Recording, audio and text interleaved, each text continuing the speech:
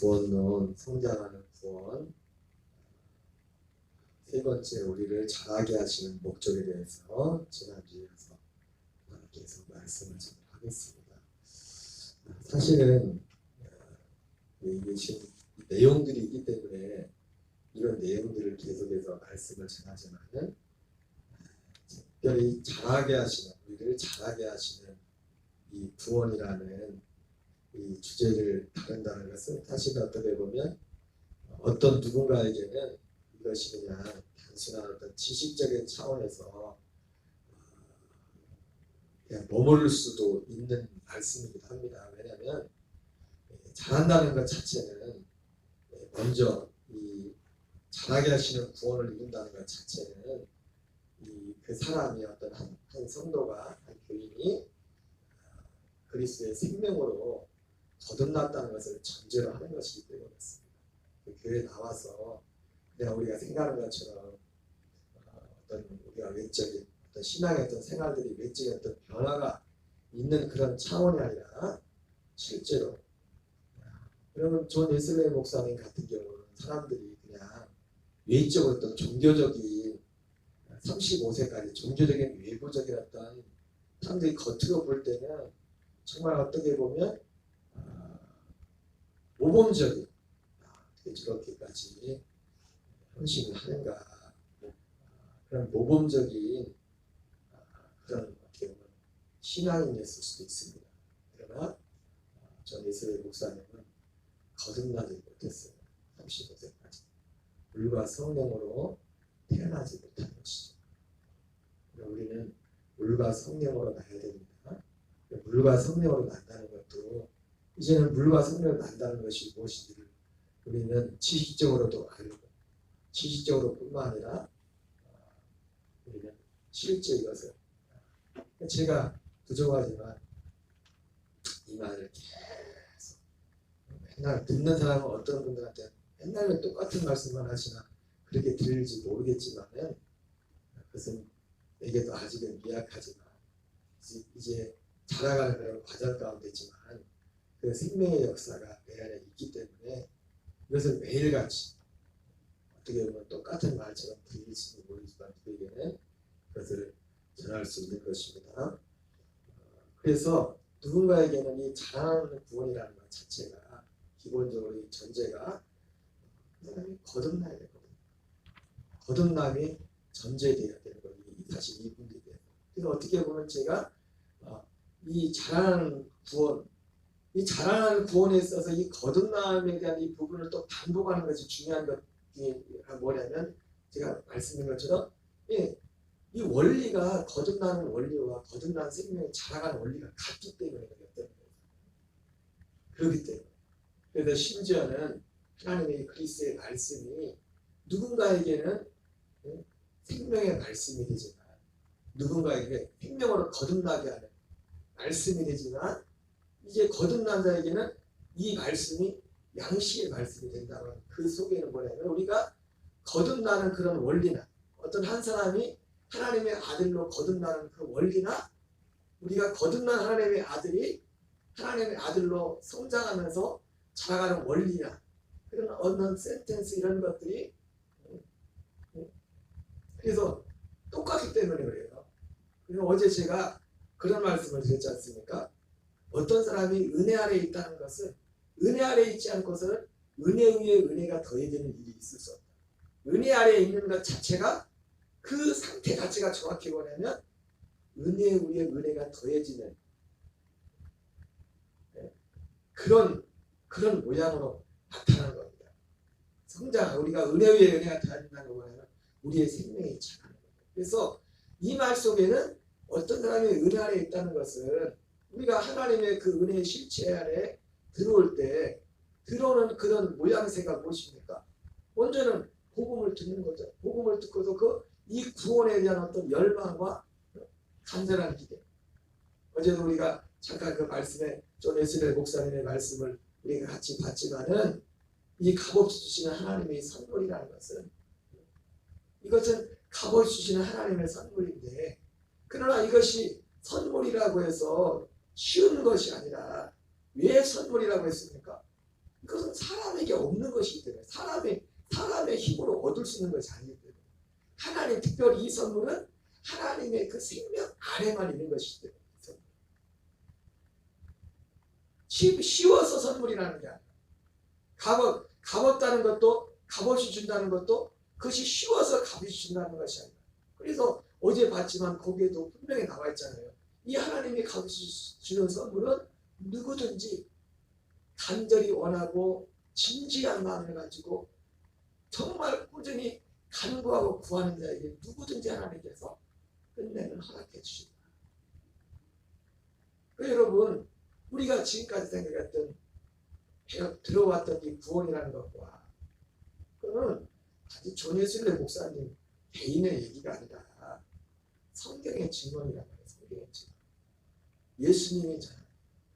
예수님께서 오셔서 요한 5장 36절 말씀처럼 내게는 세례 요한보다 더 큰 증거가 있으니 이것은 아버지께서 내게 완성하라고 맡기십니다.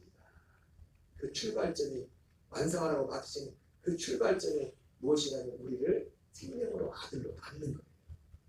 아들로 낳는 것이 끝이 아닙니다. 아들로 낳는 것이 뭡니까?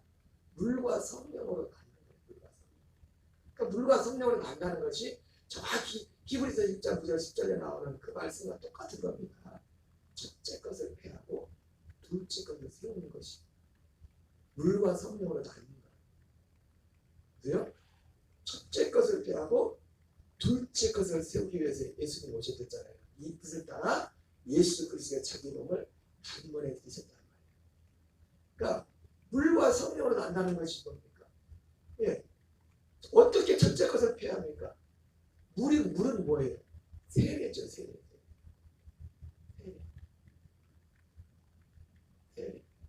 거기서 예수님이 그러니까 단 하나하나가 성경에 나오는 단 하나가 그냥 나온 게 아니라 그러니까 하나님으로부터 나는 것은 뭐냐면 물과 성령으로 내가 거듭나지 않으면 하나님 나라를 볼 수 없다고 했잖아요. 예수님이. 그랬더니 두 번 태어난다고 그러니까 거기에 히브리어로 아노덴이라는 그 원어는 아노덴이라고 되어 있지만은 두 가지 의미가 있다고 했잖아요. 아노덴이라는 것이 본어게인 두 번째 태어난다는 의미가 있고 하나는 위로부터 난다는 그런 의미가 있는데 예수님이 그 말씀을 했을 때 니고데모 입장에서는 두 번 태어난다는 그런 의미로 받은 거죠. 그래서 어떻게 두 번째 사실은 그것도 틀린 말은 아니죠. 위로부터 난다는 말이나 두 번째 태어난다는 말이나 지금 이 두 가지 사실은 의미가 상호 보완적인 이 거듭난다는 이 의미를 어떻게 보면 더 온전하게 해줘요. 이 두 가지 위로부터 태어난다, 두 번째 태어난다. 그래서 첫 번째는 육으로. 그래서 예수님이 육으로 난 것은 육이요, 영으로 난 것은 영. 육으로 난 것은 육이요. 우리가 육신의 부모로부터 난 것은 육입니다. 육신의 부모. 영으로 난 것은 영입니다. 그래서 우리가 하나님 아들로 낳는 것에 위해서 누가 우리를 낳습니까? 성령님이 오셔서 우리를 낳아주는 거예요. 영으로. 우리는 영이 아니랬죠? 성령님이 우리를 낳아주기에는 모든 사람들은 영이 없다고 했습니다. 혼이라 했어요. 혼은 후식해.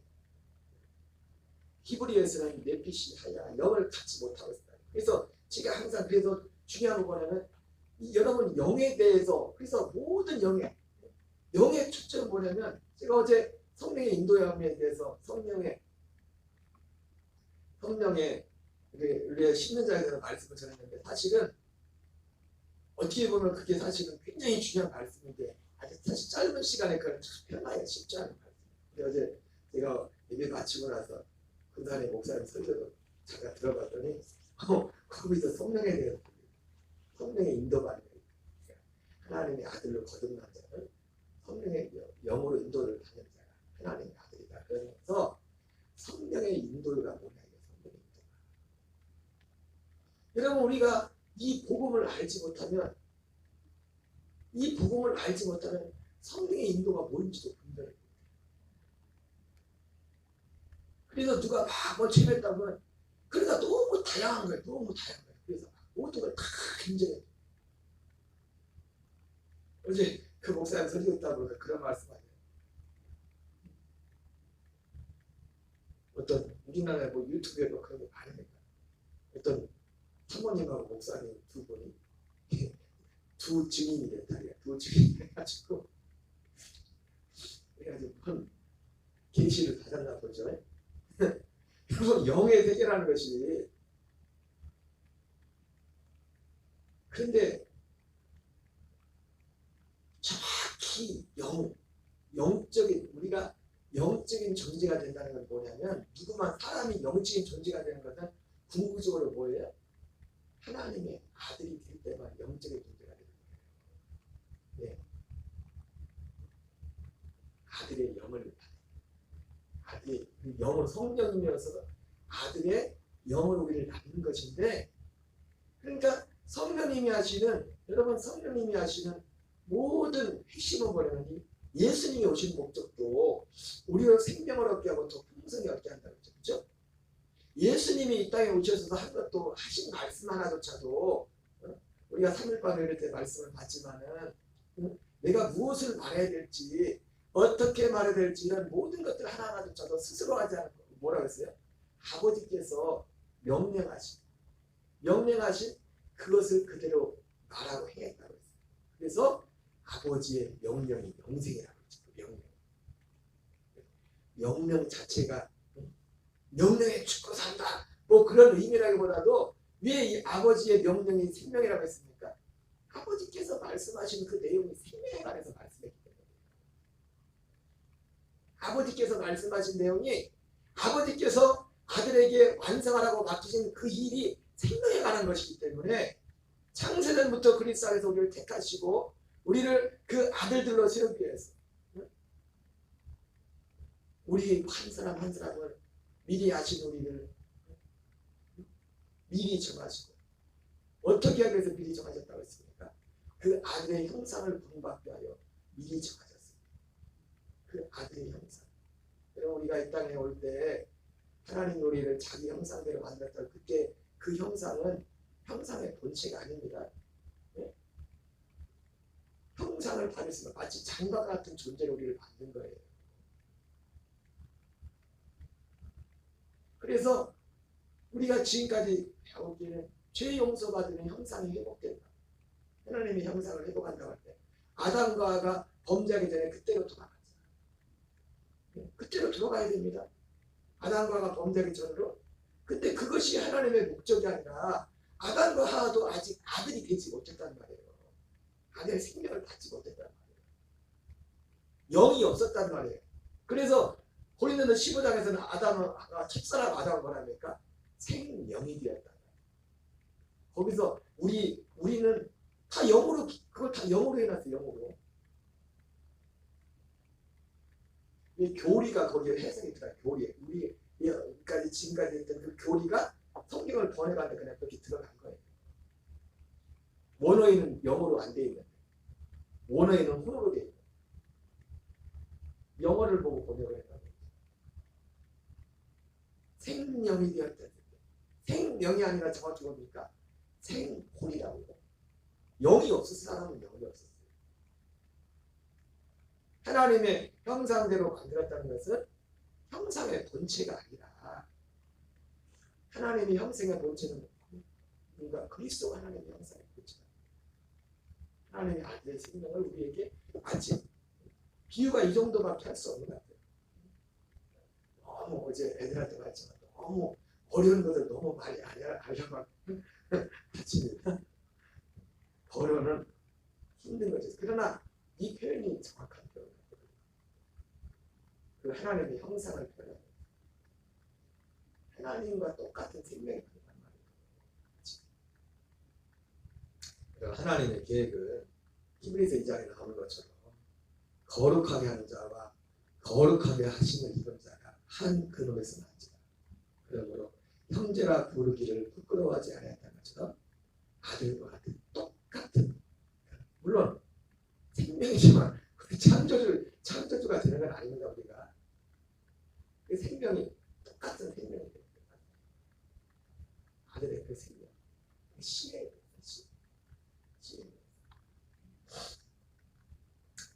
그래서 물과 성령으로 나눈 것도 아담과 하와조차도 그 생명을 아직 약속만 받고 왔지 약속을 얻지 못했다. 그래서 영조차도 우리 영이라는 것도 이거 진짜 엄밀하게 우리가 영적인 존재가 되는 것을 그리스도의 아들의 생명을 받을 때 비로소 영적인 존재가 됩니다. 왜 이 말씀을 드리냐면 모든 영의 세계, 진실된 참된 영의 세계의 모든 초점은 어디에 맞춰있냐면 하나님의 아들의 생명에 맞춰져 있습니다. 그래서 성령의 인도도 그러니까 결국 여러분 성령의 인도가 뭡니까? 성령님의 인도는 우리가 살아갈 때는 성령님의 인도는 어떻게 우리가 거듭나기 전에도 성령님은 우리를 인도합니다. 그래서 은혜라고 하는 거예요. 여러분 은혜라는 단어 속에 그 배후에는 성령님의 역사가 있어요. 성령님의 행하시 성령님의 크게 보면은 은혜라는 이 단어 속에는 성령님의 일하시는 거예요. 성령님의 일하시는 거예요. 은혜의 과정. 근데 결국 성령님이 우리를 은혜 가운데 이끄시는 건 뭐냐면 결국 어떻게 합니까? 먼저는 제가 전에 몇 주 전에 그 성막에 대해서 말씀을 드리면서 그 성막 안에 성소 안에 세 가지 분향단과 떡상과 등대가 있는 걸 말씀하면서 등대에 대해서 말씀을 드렸지 않습니까? 빛에 대해서 말씀하면서 빛이 두 종류의 빛이 있다고 했잖아요. 성령님이 비춰주는 빛이 있고 생명 안에 빛이 있다. 성령님이 빛을 비춰서 사람들에게 빛을 비춘단 말이에요. 빛을 비춰가지고 우리를 어떻게 합니까? 먼저는 우리가 존 웨슬리 목사님처럼 존 웨슬리 목사는 한 개인의 경험이 아니에요. 성경에 나온 사도 바울이나 사도 요한이나 모든 사람들이 이 생명을 얻기까지 생명을 얻어서 생명으로 사는 데 있어서는 성령님이 역사하시는 없이는 절대로 불가능한 거예요. 그래서 그걸 은혜라고 하는 겁니다. 모든 과정이 보이지 않는 하나님의 영의 역사라는 거예요. 우리가 하나님의 아들로 거듭나기 전에도 성령님이 우리를 역사하신다.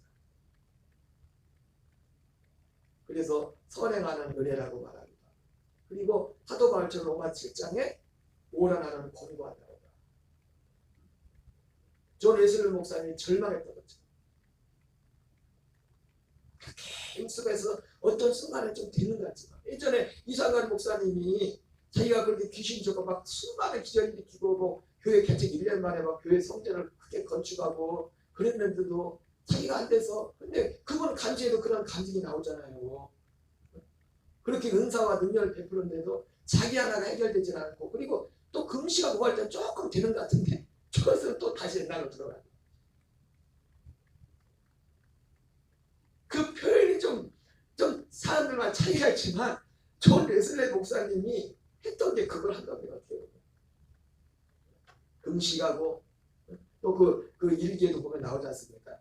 그 교회 전통을 따라 초대교회 전통을 따라가지고 초대교회 전통도 여러분 초대교회로 들어가자 하면서도 지금도 마찬가지입니다. 한국교회도 초대교회로 들어가자 하면서도 가장 중요한 핵심은 뭐예요? 핵심. 존 웨슬리 목사님도 초대교회 본을 본받아가지고 초대교회가 뭐 일주일에 이틀씩 금식을 한다고. 그래서 존 웨슬리 목사님도 일주일에 이틀씩 금식을 실천하고 하나 가지고 있지만 가장 중요한 이 복음의 진리를 알지 못합니다. 지금 한국교회도 모든 교회가 그렇지는 않겠지만 다 초대교회로 돌아가자고 하죠.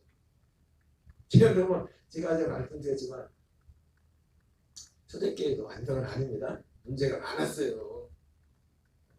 나중에 어떻게 모르겠지만 저보다 성경에 모사되는 교회들의 모습이 그렇게 교회가 세워진 지 얼마 안 되기 때문에 시간이 좀 필요합니다.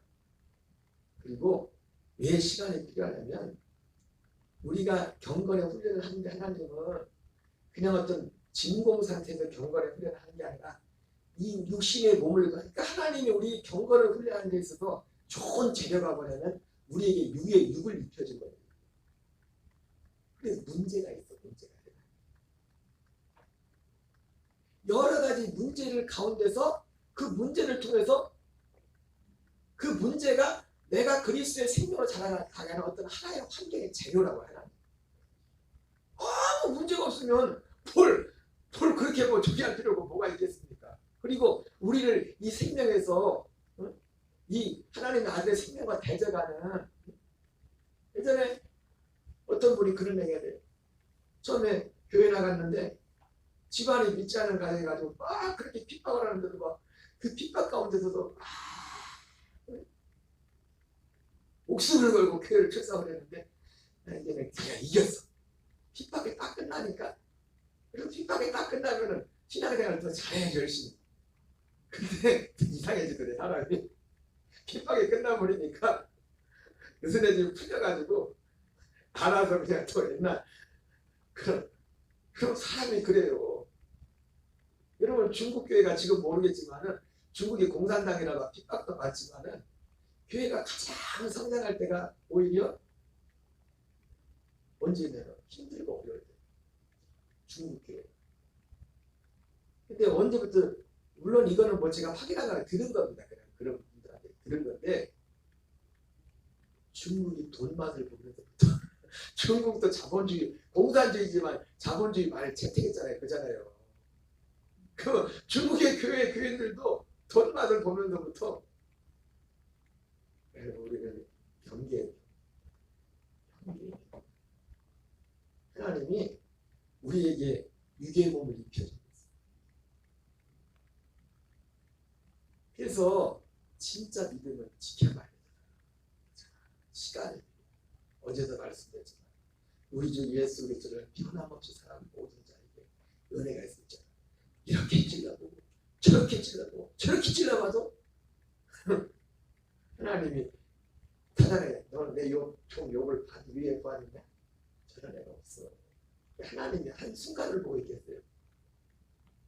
여러분 하나님은 우리의 어떤 한순간만 보지 않아요. 한순간 우리가 또 실수할 수도 있죠. 그러나 실수한 한순간을 보지 않아요. 우리의 마음의 중심을 보죠. 마음의 중심이, 사람이 그 사람의 생각이었다면 그 우인도 그러하냐. 사람은요 그 마음과 생각을 숨길 수 없어요. 행동으로 나오게 되어 있어요. 마음과 생각이 없는데 그냥 생각 없이도 잠깐 동안은 뭘 할 수 있어요.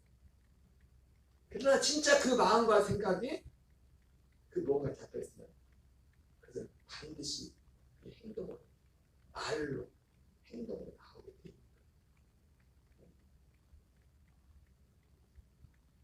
그래서 초대교회로 돌아가자. 초대교회로 돌아가자. 네. 초대교회로 돌아가자고 하면서 정작 주로 초대교회로 돌아가자 생각하면 딱 먼저 생각하는 건 뭐냐면 마가다 보면 기도를 먼저 생각해요. 기도를. 여러분 기도 많이 해야 됩니다. 근데 여러분 그거 아십니까? 뭐 봤다 들었다 하는 사람들은 다 기도 많이 하는 사람들이에요. 그래도 나름대로 어제 들었던 그 자칭 두 증인이라고 하는, 그래서 뭐 그분들이 그거 한다고 뭐 이창수 목사한테 편지 보내고 박보르에서 편지 회개하라고 나를 도와야 된다고 뭐 그런 편지를 보낸다. 근데 여러분 그분들이 그런 편지를 보낼 때 그냥 어느 날 갑자기 자기 머리에 생각이 여보 둘이 목사님하고 사모님하고 짜가지고 목사님 사모님이 그러나니까. 그러니까 여러분 이 시대는요 우리가 어떤 면에서든 어떤 우리의 위치 이런 것들을 객관적으로 존중도 해야 되지만 어떤 직분이나 이런 데에 휘말리면 거기에 여러분들의 신앙이 어떤 사람이 이런 직분이 때문에 거기에 좌지우지되면 안 돼요. 너무 이상한 사람들이 너무 많은 사람들이. 근데 그분들이 그 목사님하고 사모님이 둘이 어느 날 그냥 생각하다가 하고 우리 한번 이거 한번 해봅시다. 그러니까 둘이 짜고도 머리 짜가지고 해가지고 그거 얘기했다고. 뭔가를 받은 게 있으니까 그걸 한 거라고. 뭔가 체험하는데 자기들 확신이 있대. 그거 돌지 않고는 제정신 아니고서 그거 어떻게 하냐고 그거를.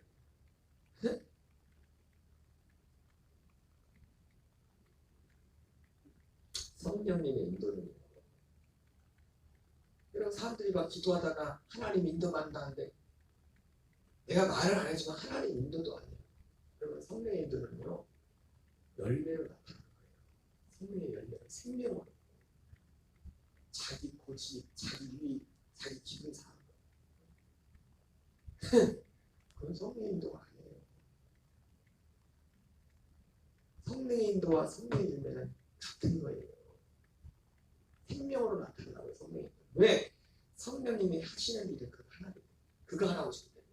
아들 예수님도 이 땅에 오실 때 말하는 걸 하나조차도 자기 말하고 싶은 대로 말하지 않았어요. 아버지께서 하라고 하시는 그 말씀 하는데 아버지께서 하라고 하시는 그 말씀 뭡니까? 아버지께서 완성하라고 맡기신 그 일에 관한 말씀이었어요. 생명을 얻어서 생명으로 사는 하나님의 아들로 거듭나서 성령의 열매를 맺으면서 하나님의 아들로서 너희 안에 이 마음을 품으라고 그리스도 예수의 마음이 된 거죠. 그 하나님의 아들 본체이신 하나님의 아들이시면서 하나님의 본체이시면서도 사람의 몸으로 오신 그 예수님 그 마음 그거를 우리가 그냥 그 마음을 본받자 해가지고 우리가 노력해서 그 마음을 사는 게 아니라 그 아들이 우리 안에 와서 그 마음을 주시는 그 아들이 진짜 우리 안에 와서 그분이 우리 안에 사시는 겁니다. 그렇게 살도록 하는 일을 하는 것이 성령님의 인도랍니다. 그래서 그 생명 가운데 하나님이 구체적으로 우리에게 어떤 행동할 수 있는 생각들도 주시죠. 그게 성령의 인도랍니다. 성령의 모든 것이 그래서 어제 제가 말씀드린 은혜 안에 있잖아요. 성령 안에 있잖아요. 우리는 생명에 자라갈 수 있어요. 진짜 그러니까 성령님의 역사하시면 절대적인 거예요. 구원받는 것도. 그래서 오순절이 구원이라는 거예요. 오순절이 구원의 시작이라. 예, 성령님이 내 안에 오셔야 돼요. 그래서 내 안에 성령님이 오셔서 하는 일은 오직 그거 아니에요. 예수님이 오셔서 하는 일. 생명을 얻고 풍성히 한다. 생명을 얻기 전에는 성령님이 우리 빛이 되셔가지고 그 등대가 빛이라고 했죠. 우리 진리 가운데 있다. 진리의 빛을 비춰. 왜? 진리의 말씀을 들어 믿고 그걸 알아야 생명을 얻을 수 있습니다. 그걸 듣고서 믿고서 여러분 제가 밴드에다 올려놨는데 보니까 전원하고 제가 이 소책자는 대전의 그 힐탑교회라고 이제 은퇴하신 감독님께서 그 교회에서 자칭의 교재를 쓰려고 번역을 해놓은 거예요. 근데 제 그 번역본 새 보니까 비슷한 그 내용이 전원하고 그리고 그 믿음의 발견이라고 믿음의 발견 또 내가 그것도 올려놓을 거예요. 공통점이 있는데 성령님이 밖에서 우리에게 인도하니까 이 믿음을 발견할 수 있게 되는 거예요. 이 믿음. 바울이 말했던 갈라디아 믿음이 온 이후로는 그때 사람들이 그 성경을 보면서 그 믿음이 뭔지를 몰라요. 어제 그 책이 나왔어요. 여기 나오잖아요. 나는 아직도 율법 아래 있었고 은혜 아래 있지 못했다. 이건 뭐냐면 그 믿음이 아직 안 왔다는 사도 바울이 말한 그 믿음이 저 레슬리 목사님이 아직 오지 않았다는 거예요. 그리고 오기는 오는 건 둘째치고 그 믿음이 뭔지도 몰라. 그런 믿음이 있는지도 몰라. 근데 이 믿음이 하나님에게 우리 약속하신 구원의 믿음이 이 믿음이 우리를 거듭나게 하는 믿음이거든요. 우리가 성령을 나게 하는 믿음. 그런데 비극은 뭡니까? 이런 상태가 바로 그리스도인이라 불리는 사람들 대부분이 기꺼이 그 안에서 살다가 죽는 그런 상태. 너무 정확한 것 같지 않습니까? 이게 지금 300년 좀 안 됐네요. 1738년에 이제 강림기가 시작됐습니다. 회심이 있죠. 이런 상태가 바로 그리스도인이라 불리는 사람들 대부분 기꺼이 그 안에 살다가 죽는 그런 상태다. 이렇게 표현하고 있습니다. 성령님이 빛으로 인도하는 겁니다. 마치 성수 안에 등대가 빛을 비춰서 말씀을 먹었습니다. 빛 가운데서 말씀. 성령님의 빛을 비춰서 또네슬레 목사님이 그 복음의 빛을 받은 거죠. 그 빛, 그 빛을 비춰가지고 그것을 믿게 하지, 갈망하게, 구하게.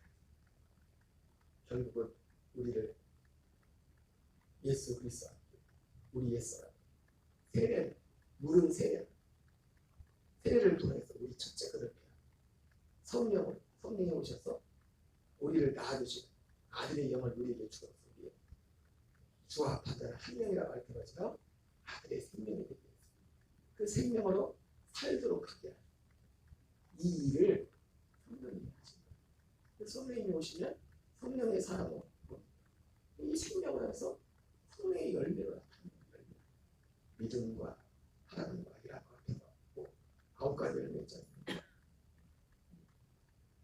은사와 모든 것들도 결국은 이것을 이루게 하는 거예요.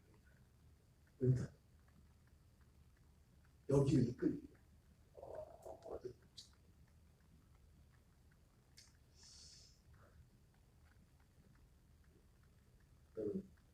잘하게 하는 구원에 대해서 말씀을 잘하고 있지만 우리가 방금 말씀드렸던 거죠.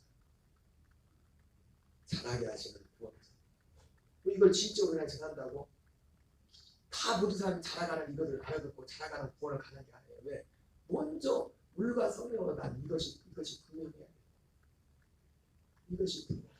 그러면 그 전에 성령님이 이 진리가 이를 더 분명하게 모든 행동을 비춰줘요. 이것이 얼마나 절대적이고 이것이 얼마나 중요한지 밭에 감춘 보화를 발견하는 것처럼 그것을 이 복음을 밭에 감춘 보화를 발견하는 것처럼 소중하게 생각하는 것도 누구의 역사예요? 성령님이 그렇게 해주자면 그게 소중한 줄 몰라요. 거기서부터 출발하는 거예요. 거기서부터. 그리고 이 소중함을 생각하는 이것이 언제까지? 자라가는 과정에서도 계속 그 센텐스가 유지되는 거예요. 그 센텐스로 가는 거예요. 그 센텐스, 그 자를 잃어버리면 이 자라나는 구원을 이루냐 뒤로 물러간다고요. 이게 지금 사도 바울이나 사도 요한이 목회할 때 그때 그 교회의 상태들이 그린다. 그 센텐스를 자세히 잃어버려요. 한날도 이 한 주간도 예수 그리스도를 승리한 저와 여러분 되시기 바랍니다. 우리 주기도문으로 마치겠습니다. 하늘에 계신 우리 아버지여 이름이 거룩히 여김을 받으시오며